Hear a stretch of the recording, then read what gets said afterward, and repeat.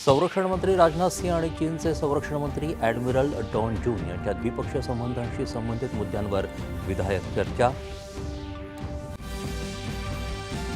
भारत आणि चीननं द्विपक्षीय संबंधांची सकारात्मक गती कायम ठेवत नवीन गुंतागुंत निर्माण करणं टाळणं हे कर्तव्य असल्याचं राजनाथ सिंह यांचं चीनच्या संरक्षण मंत्र्यांसमोर प्रतिपादन। भारताबरोबर खूप मोठा व्यापार करार करून भारताला व्यापाराच्या दृष्टीनं धोरणात्मक पातळीवर अधिक खुलं केलं जाईल, अमेरिकेचे राष्ट्राध्यक्ष डोनाल्ड ट्रम्प यांचं सूतोवाच। अणु कार्यक्रमासंदर्भात पुन्हा चर्चा करण्याच्या अमेरिकेच्या प्रस्तावाला इराणचा ठामपणे नकार। अमेरिकेच्या लष्करी हल्ल्यांमुळे उभय देशांमधील अणु वाटाघाटी विस्कळीत। इराण अमेरिकेच्या दबावाखाली झुकणार नाही असं सांगत अमेरिकेनं पुन्हा हल्ले केले तर त्याला इराण जशास तसं प्रत्युत्तर देईल, इराणचे सर्वोच्च नेते खामेनी यांचा इशारा। ओदिशामध्ये आज प्रसिद्ध जगन्नाथ रथयात्रेला होणार प्रारंभ। गुजरातमध्ये निघणाऱ्या रथयात्रेनिमित्त अहमदाबादमध्ये गृहमंत्री अमित शाह यांनी जमालपूर मंदिरात केली मंगल आरती।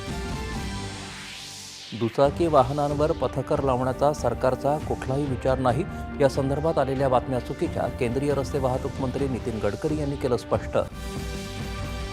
वाढवण बंदर आणि वडोदरा मुंबई एक्सप्रेसवेला उत्तन विरार सागरी मार्ग जोडण्याच्या मुख्यमंत्र्यांच्या सूचना। ठाणे बोरिवली दुहेरी बोगद्याचं काम डिसेंबर 2028 पर्यंत पूर्ण करण्याचे निर्देश। हिंदी भाषा आणि इतर भारतीय भाषांना पूरक भाषा असून तिच्याकडे प्रतिस्पर्धी किंवा विरोधी भाषा म्हणून बघितलं जाऊ नये, केंद्रीय गृहमंत्री अमित शाह यांचं आवाहन। राज्यात सर्व माध्यमांच्या शाळांमध्ये मराठी भाषा अनिवार्य तर हिंदीसह इतर भारतीय भाषा ऐच्छिक असतील, शिक्षण मंत्री दादाजी भुसे यांचा पुनरुच्चार। देशाच्या कानाकोपऱ्यातील नागरिकांना न्याय मिळाला पाहिजे असं सांगत कोल्हापूर इथं मुंबई उच्च न्यायालयाचं खंडपीठ स्थापन करण्याच्या मागणीला सरन्यायाधीश भूषण गवई यांचा पाठिंबा।